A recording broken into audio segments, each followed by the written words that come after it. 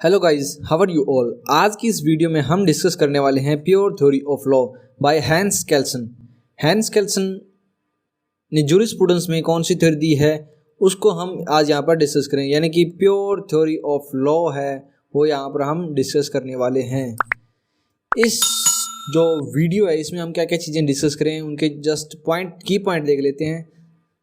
इसमें हम सबसे पहले देखेंगे प्योर थ्योरी ऑफ लॉ क्या है, हैंस केल्सन कौन है, उसके वर्क कौन कौन से हैं, यानी कि क्या क्या वर्क किए हैं हैंस केल्सन ने, वो चीज़ें इसमें देखेंगे। उसके बाद में हम थ्योरी के अंदर कौन कौन से प्रिंसिपल्स हैं या थ्योरी क्या है एग्जैक्ट उसको यहाँ पर डिस्कस करेंगे।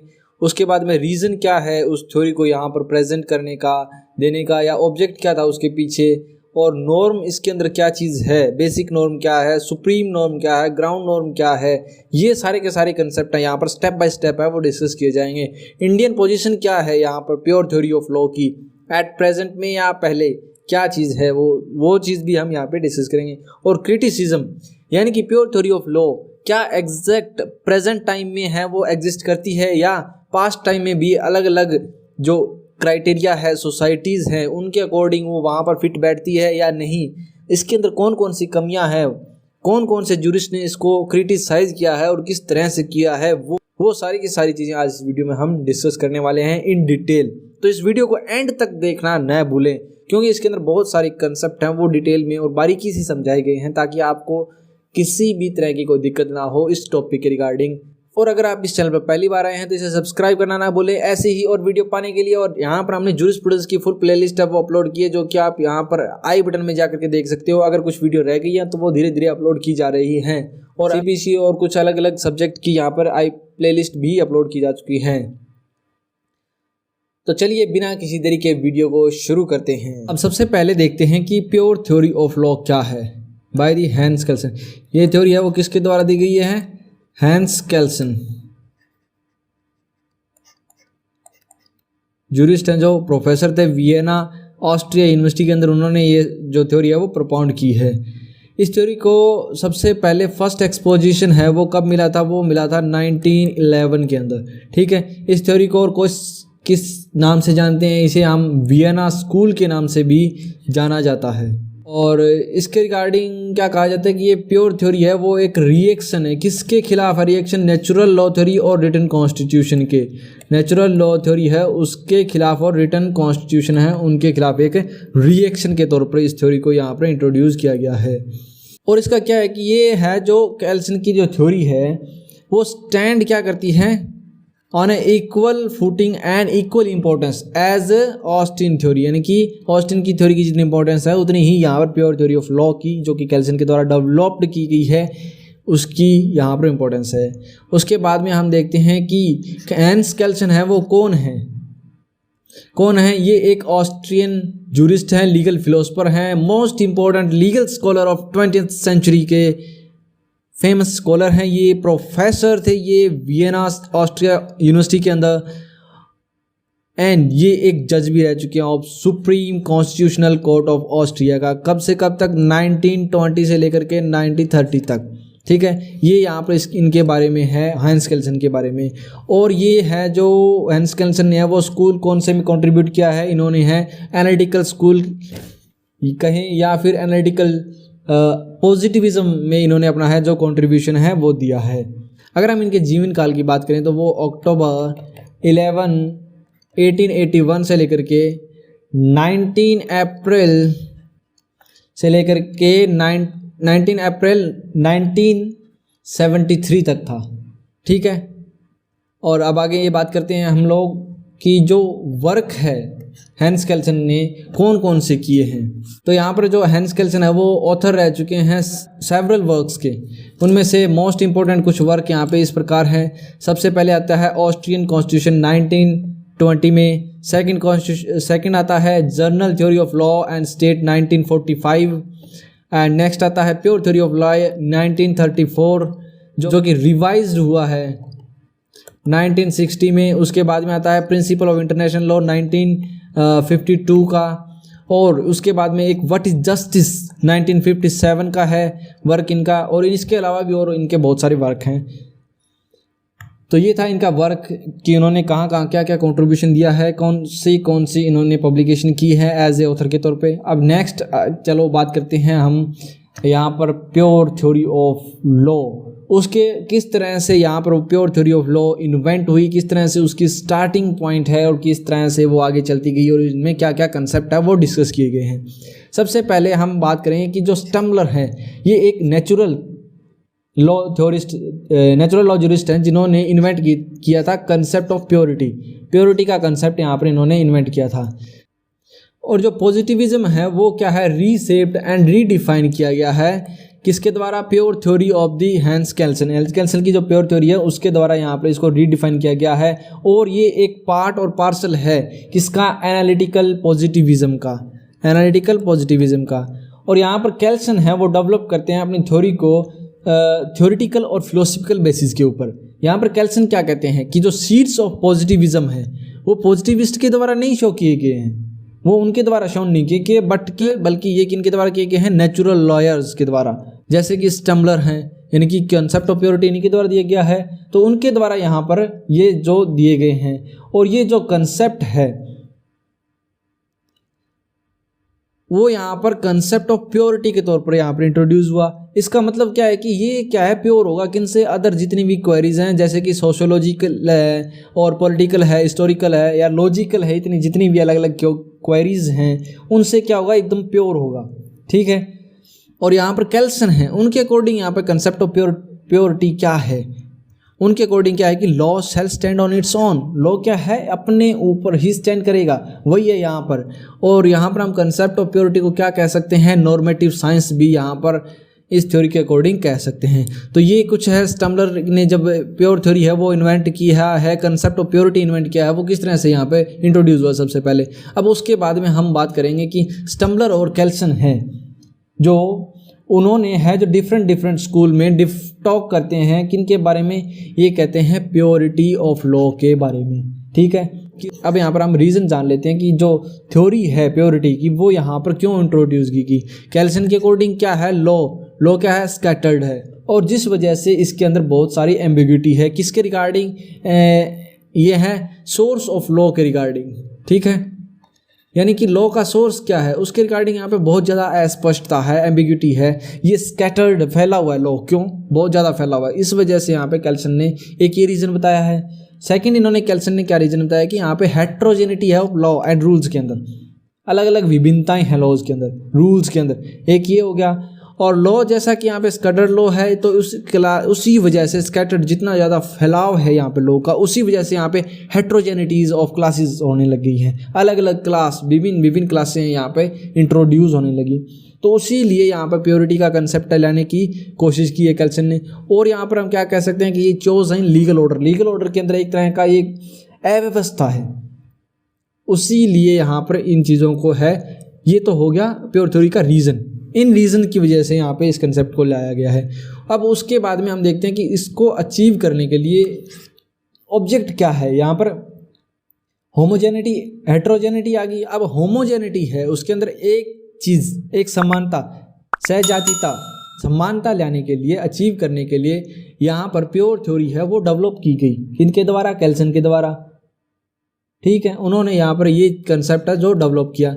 तो यहाँ पे जो मेन ऑब्जेक्ट क्या है वो क्या है, टू फॉर्म द होमोजेनिटी, किसके regarding, law and legal order के रिगार्डिंग यहाँ पे होमोजेनिटी को फॉर्म करना, ठीक है। ये क्यों जरूरत पड़ी यहाँ पर होमोजेनिटी को इंट्रोड्यूस करने के लिए, वो हम यहाँ पे इसका रीज़न जो अभी हम पिछली स्लाइड में डिस्कस किया है वो यहाँ पर आएगा कि इसके अंदर स्कैटर्ड था, फैला हुआ था, ये हेट्रोजेनिटी थी, अलग अलग क्लासेस थी जो क्रिएट हो रही थी उस स्कैटर्ड लॉ की वजह से, यहाँ पर अव्यवस्था थी लीगल ऑर्डर के अंदर, उन सभी रीज़न की वजह से यहाँ पे होमोजेनिटी को यहाँ पर बनाना पड़ा, ठीक है।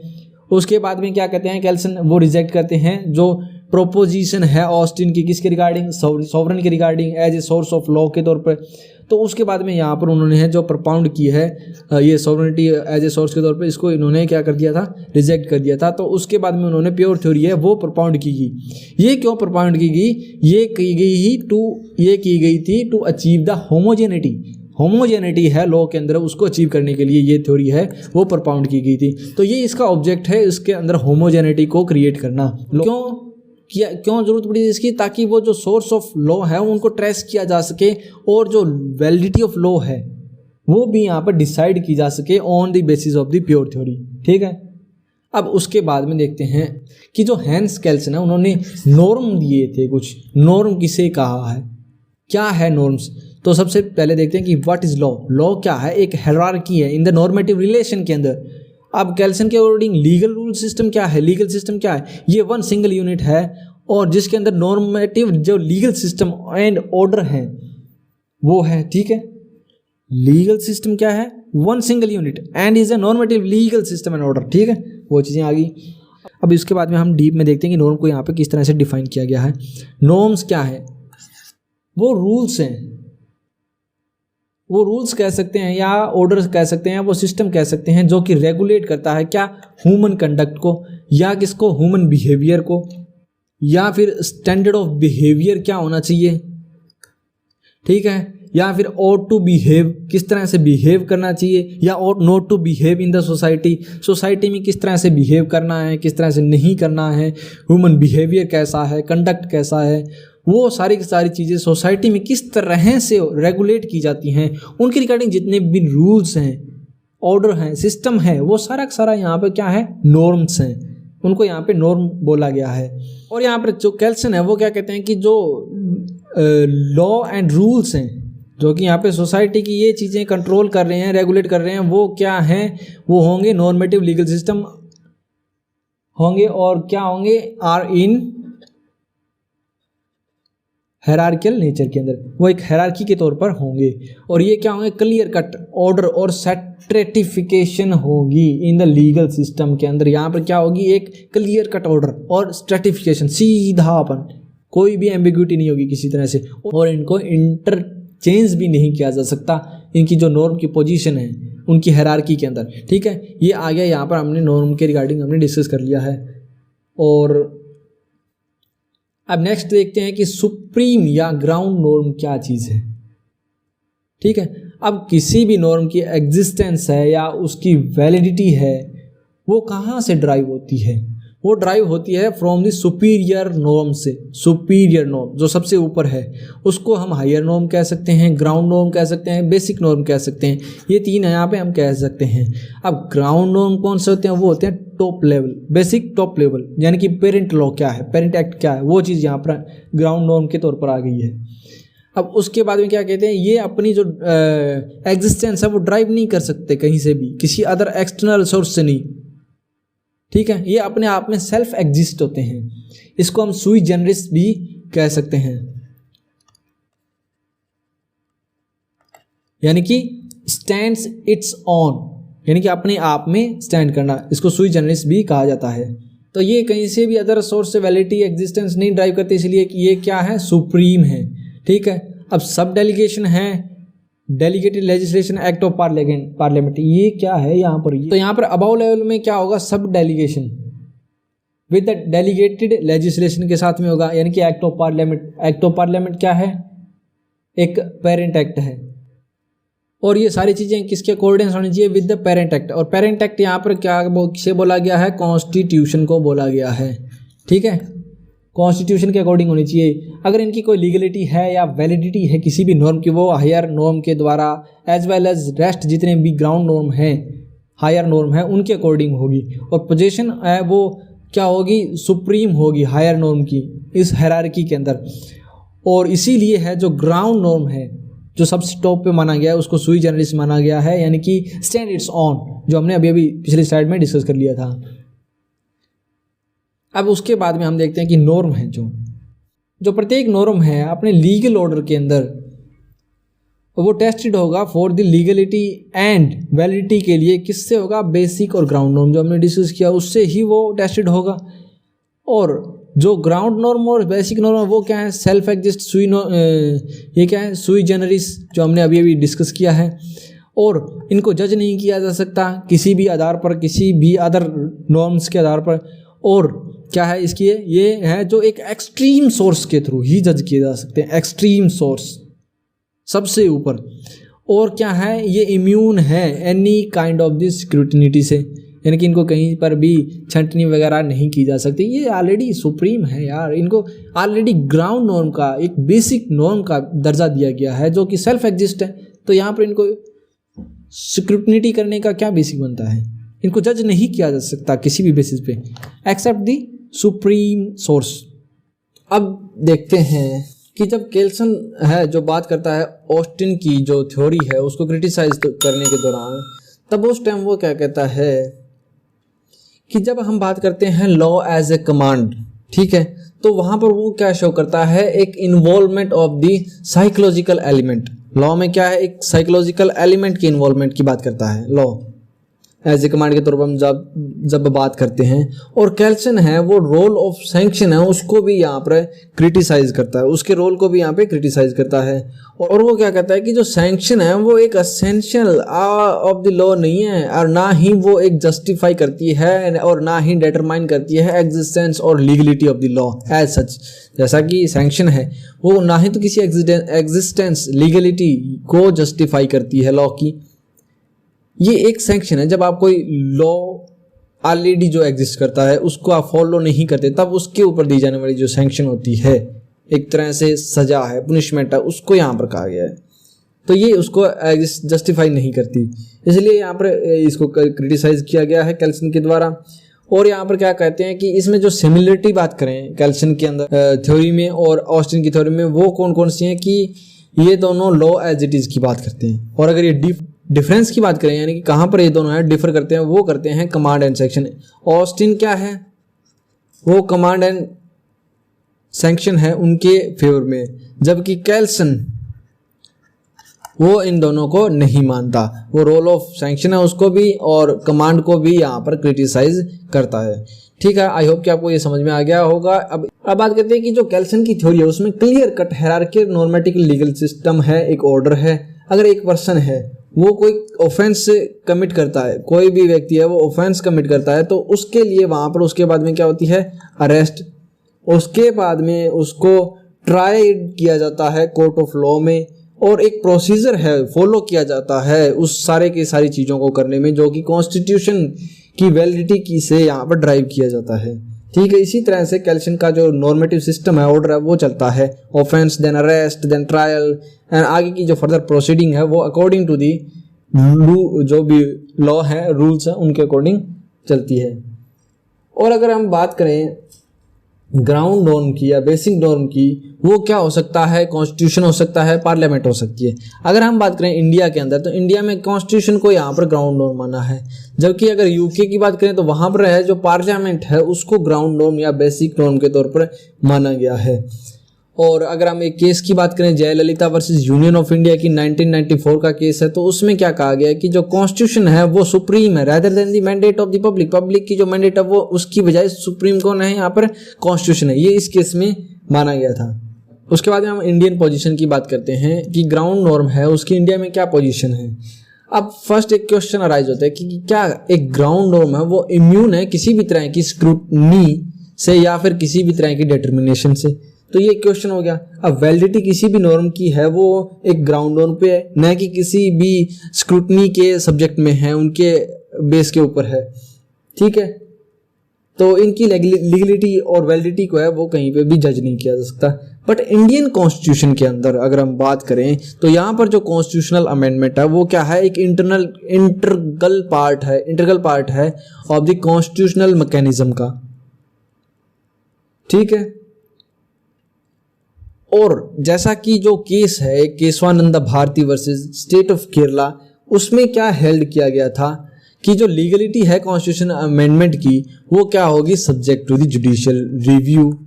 ठीक है, तो यहाँ पर जुडिशियल रिव्यू के सब्जेक्ट में इसको रख दिया कॉन्स्टिट्यूशनल जो अमेंडमेंट की जो लीगलिटी है उसको। और उसके बाद में एक और केस आता है जिसको हम इलेक्शन केस के तौर पर कहते हैं, वो है इंदिरा नेहरू गांधी वर्सेस राज नारायण। ठीक है, इस केस में क्या हेल्ड किया गया था कि जो अमेंडिंग पावर है कॉन्स्टिट्यूशन की इज कॉन्स्टिट्यूएंट पावर, वो एक कॉन्स्टिट्यूएंट पावर है, और लॉ मेकिंग पावर है वो एक्सरसाइज किसके द्वारा होती है, एक सोवरेन लेजिस्लेटिव पावर के साथ में, जिसको ड्राइव करना पड़ता है फ्रॉम द कॉन्स्टिट्यूशन से। जब कभी भी कोई भी अमेंडिंग बॉडी है वो एक्सरसाइज करती है पावर को in the form of law, तो वो लॉ है वो क्या हो सकता है, कुड बी द कॉन्स्टिट्यूशन, और लीगलिटी और वैलिडिटी उसकी लेजिस्लेटिव लॉ की है वो डिटरमाइंड होगी on the basis of the constitutional law, जबकि वैलिडिटी है कॉन्स्टिट्यूशनल लॉ की वो कुड नॉट बी जज और डिटरमाइंड नहीं हो सकती on the basis of the other external sources के ऊपर। अब यहाँ पर किसी भी वैलिडिटी को सेटिस्फाई करने के लिए, किसी भी लॉ की वैलिडिटी को सेटिस्फाई करने के लिए दो कंडीशन है। वो कंडीशन कौन कौन सी है, एक तो होगी लीगली कॉन्स्टिट्यूट बॉडी यानी कि पार्लियामेंट है यहाँ पर, और सेकंड क्या है, लीगली वैलिड प्रोसीजर, और वो प्रोसीजर कहाँ प्रोवाइड किया गया है, आर्टिकल 368 में। तो यहाँ पर दोनों लीगली कंडीशन है वो प्रोवाइड की गई हैं, वो होगी। अब उसके बाद में यहाँ पर क्या कहा गया है कि जो प्रत्येक कॉन्स्टिट्यूशनल अमेंडमेंट है वो टेस्टेड होगा किसके आधार पर, on the basic structure doctrine के आधार पर। किसके द्वारा होगा, ऐसी सुप्रीम कोर्ट के द्वारा है वो टेस्टेड किया जाएगा। ठीक है, अब बेसिक स्ट्रक्चर डॉक्ट्राइन क्या है, वो ज़्यादा कुछ नहीं है, बस एक ग्राउंड नॉर्म के तौर पर हम उसको कह सकते हैं, क्योंकि ये सुप्रीम में आ गया। अब पहले कॉन्स्टिट्यूशन था लेकिन अब उसको जुडिशियल रिव्यू के तौर पर माना गया है, तो उसको यहाँ पर हम क्या कह सकते हैं, बेसिक स्ट्रक्चर को, उसी बेसिक स्ट्रक्चर को आधार मानकर यहाँ पर उसको रिव्यू किया जाएगा। यानी कि कॉन्स्टिट्यूशन का बेसिक स्ट्रक्चर है उसके साथ में छेड़छाड़ नहीं की जा सकती, तो उसको तौर पर हम यहाँ पर इसको ग्राउंड नॉर्म भी कह सकते हैं। नेक्स्ट बात करते हैं कि केशवानंद भारती का जो केस है उसके अंदर जो सुप्रीम कोर्ट ने इम्प्लाइडली है वो रिजेक्ट कर दिया था। क्या कर दिया था, केल्सन की थ्योरी को। क्यों कर दिया, क्योंकि जो केल्सन की थ्योरी है ग्राउंड नॉर्म की, वो क्रिएट नहीं की गई है किसी के द्वारा, बल्कि वो सेल्फ क्रिएटेड है, अपने आप की गई है। आई होप कि आपको यहाँ तक का जो मैटर है वो समझ में आ गया होगा। अब इसके बाद में हम बात करेंगे क्रिटिसिज्म की। तो अब इसके बाद में हम देखते हैं केल्सन की प्योर थ्योरी का जो क्रिटिसिज्म है वो किस तरह से है, यानी कि केल्सन की ये जो थ्योरी है इसमें कौन कौन सी कमियां रह गई हैं, कौन कौन से जूरिस्ट ने इसको क्रिटिसाइज़ किया है और किस तरह से किया है, किन किन पॉइंट में किया है, वो सारी चीज़ें अब इसमें हम डिस्कस करने वाले हैं। तो सबसे पहला पॉइंट आता है कि जो उसकी जो ग्राउंड नॉर्म है वो क्या है, वीक है एंड कंफ्यूजिंग है, यानी कि अस्पष्ट है और ये कंफ्यूज करने वाले हैं, इसमें कुछ क्लियरिटी नहीं है। क्यों नहीं है, किस तरह से नहीं है, वो देखते हैं इसमें।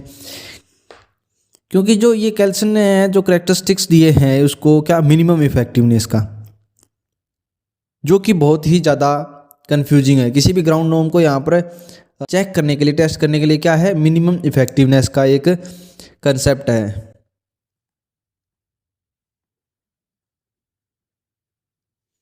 ठीक है, तो वो चीज़ है वो यहाँ पर कंफ्यूजिंग है, क्लियर कट नहीं है, कहीं पे भी कुछ भी नहीं कहेगा, कुछ भी क्लियर कट नहीं कहा गया।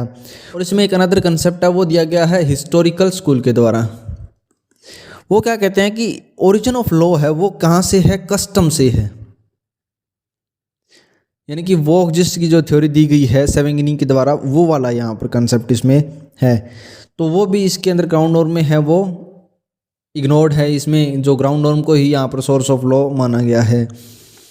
उसके बाद में नेक्स्ट पॉइंट देखते हैं। नेक्स्ट पॉइंट कहता है कि जो प्योरिटी ऑफ नॉर्म है उसको मेंटेन नहीं किया जा सकता, इस आधार पे इसको क्रिटिसाइज किया गया। इसमें क्या कहा गया है कि जो प्योरिटी है वो नॉर्म को उसको मेंटेन नहीं किया जा सकता। क्यों नहीं किया जा सकता, वो है यहाँ पर दो रीज़न दिए गए हैं। पहला रीज़न क्या कहता है कि जो प्रॉपर एनालिसिस है लीगल नॉर्म का वो किस से जाता है, ग्राउंड नॉर्म से जाता है। ठीक है, अब ग्राउंड नॉर्म है उसको टेस्ट करने के लिए यहाँ पर एक मिनिमम इफेक्टिवनेस का जो प्रिंसिपल है वो अप्लाई होता है। अब जो मिनिमम इफेक्टिवनेस है उसको यहाँ पर टेस्ट करने के लिए दो और चीज़ें हैं जिनको कंसीडर करना पड़ता है, वो है पॉलिटिकल और सोशल फैक्ट हैं, उनको यहाँ पर कंसीडर करना पड़ेगा। तो अगर हम इन दोनों फैक्ट को यहाँ पर लेते हैं तो वो ग्राउंड नॉर्म को इफेक्ट करेंगे और उसमें एक इम्प्योरिटी क्रिएट करेंगे। अगर ग्राउंड नॉर्म में इम्प्योरिटी आती है तो इसके अंदर से ही वो नॉर्म है वो निकलते हैं, तो इससे वो जो नॉर्म है वो भी इफेक्ट होंगे और उनके अंदर भी एक तरह से इम्प्योरिटी क्रिएट होगी, जो कि केल्सन की थ्योरी में सही नहीं है। केल्सन ने जो है नॉर्म्स को प्योर माना है, totally pure, political social fact वगैरह इसमें कुछ नहीं होने चाहिए, ओनली ग्राउंड नॉर्म। तो एक ये रीज़न हो गया। उसके बाद में थर्ड वाला आता है कि नेचुरल लॉ है उसको यहाँ पर इग्नोर किया गया है केल्सन के द्वारा। नेचुरल लॉ है वो यहाँ पर सबसे इम्पोर्टेंट एक लॉ के तौर पर कंसिडर किया जाता है, जो कि लीगल कंसेप्ट और सोसाइटी है उसको क्या करता है, ऑपरेट करता है। सोसाइटी को क्या करता है, ये ऑपरेट करता है। उसके बाद में नेक्स्ट आता है कि free from the morality not possible. ये किस तरह से केल्सन ने है प्योर थ्योरी दी है, जो कि क्या है, मॉरलिटी है, एथिक्स है, इन सभी से जो है क्या ये फ्री है। लेकिन अगर हम जनरली देखें तो कोई भी सोसाइटी है उसके अंदर ये चीज़ें हैं जो पॉसिबल नहीं है। वहाँ पर मॉरल एथिक्स भी होंगे उस सोसाइटी के, उस सोसाइटी में मॉरलिटीज़ भी होंगी, तो वो सारी चीज़ें हैं लॉ के साथ में को एग्जिस्ट करती हैं, वो उसके साथ साथ चलती हैं, ये सारी की सारी चीज़ें। इस आधार पे भी इसको क्रिटिसाइज़ किया गया है। उसके बाद में नेक्स्ट आता है from where ground norm take its validity. अब ग्राउंड नॉर्म है उसको सुप्रीम मान लिया, केल्सन ने ग्राउंड नॉर्म को सुप्रीम माना है, ये अपनी आप में ही है, सुई जनरिस है, सेल्फ एग्जिस्ट है, तो ये अपनी वैलिडिटी है वो कहाँ से लेता है, इसके रिगार्डिंग एक क्वेश्चन है, कहाँ से है जो ग्राउंड नॉर्म को है वो अपनी वैलिडिटी मिलती है। इस आधार पे भी इसको सोचने वाली बात है भी एक ग्राउंड नॉर्म है सबसे बड़ा लॉ माना है जिसको टॉप लेवल पे, वो अपनी वैलिडिटी कहाँ से लेके आता है, उसके पीछे भी कुछ सोर्सेज होने चाहिए या कुछ चीज़ें, कुछ सपोर्ट होनी चाहिए, तो वो चीज़ें यहाँ पर नहीं है। इसके रिगार्डिंग भी एक कन्फ्यूज़न है, तो इस आधार पे भी इसको क्रिटिसाइज़ किया है। उसके बाद में नेक्स्ट पॉइंट आता है कि जो केल्सन की जो प्योर थ्योरी है वो क्या है, without any social foundation as it excludes social facts और need of the society.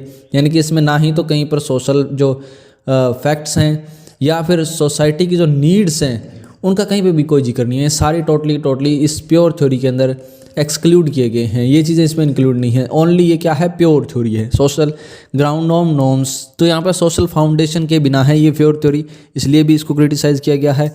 Next point हम देखते हैं कि जो केल्सन की थ्योरी है वो सुजेस्ट करती है कि जो ग्राउंड नॉर्म है is concept of the constitution, और जो कि ऑट टू बी फॉलोड। हमने पीछे डिस्कस किया है कि इंडिया में कॉन्स्टिट्यूशन को ही हम ग्राउंड नॉर्म कह सकते हैं, तो यहाँ पर कॉन्स्टिट्यूशन को यहाँ पर उस कंसेप्ट में लिया गया है ग्राउंड नॉर्म में, ठीक है, और जो कि फॉलो होना चाहिए। तो अब यहाँ पर क्वेश्चन अराइज होता है कि जो कॉन्स्टिट्यूशन है किसी भी कंट्री का, उसके अंदर सोशल फैक्ट भी होते हैं, पॉलिटिकल फैक्ट भी होते हैं, सारी चीज़ें होती हैं। इसको हम सोशल और पॉलिटिकल एक डॉक्यूमेंट कह सकते नहीं, एक्चुअल में ये है एक सोशल और पॉलिटिकल डॉक्यूमेंट है, इसीलिए इसको हम ग्राउंड नॉर्म है वो प्योर नहीं मान सकते इस आधार पे, क्योंकि इसमें सोशल और पॉलिटिकल इन्वॉल्व हो गए, जबकि केल्सन कहते हैं कि ये प्योर है सोशल और पॉलिटिकल से, तो इसलिए ये ग्राउंड नॉर्म है वो भी प्योर नहीं रहा। तो इस आधार पे भी इसको है जो क्रिटिसाइज़ किया गया है। तो ये था आज की जो वीडियो में हमने डिस्कस किया है pure theory of law by Hans Kelsen. I hope कि आपको इस वीडियो में इनके रिगार्डिंग कोई भी अगर अब डाउट नहीं रहा है, अगर कोई डाउट है तो नीचे कमेंट सेक्शन में आप कमेंट कर सकते हैं, और अगर ये वीडियो आपको अच्छी लगी है तो इसे लाइक करें, अपने दोस्तों के साथ में शेयर करें ताकि उनके भी कोई डाउट है तो वो क्लियर हों, और इस चैनल को सब्सक्राइब करना ना भूलें लेटेस्ट वीडियो पाने के लिए, और नोटिफिकेशन बेल ज़रूर दबाएं ताकि जब भी हम वीडियो अपलोड करें तो उसका नोटिफिकेशन आपको मिल जाए। And thanks for watching, keep learning, keep growing.